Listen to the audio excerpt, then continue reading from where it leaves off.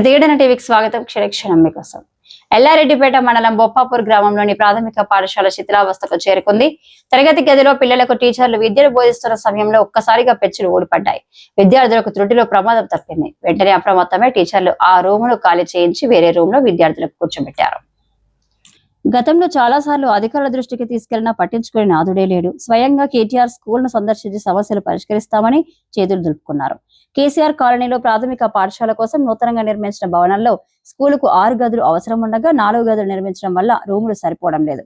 ఒకవైపు శిథిలావస్థలో పాఠశాల, మరోవైపు నిర్మించిన భవనంలో రూములు సరిపోక టీచర్లు తలలు పట్టుకున్నారు. కావున వెంటనే అధికారులు స్కూల్ పై దృష్టి సారించి మరమ్మతులు చేస్తారా, లేదంటే సరిపడ తరగతి గదులు ఉండేలా చూడాలని గ్రామస్తులు వేడుకుంటున్నారు. లేని ఎడల స్కూల్లో పిల్లలకు జరగానిది ఏదైనా జరిగితే అధికారులు బాధ్యత వహించాలని గ్రామస్తులు తెలిపారు. బొప్పాపూర్ గ్రామంలో నిరుపేదలకు విద్య అందని ద్రాక్షగా మారింది.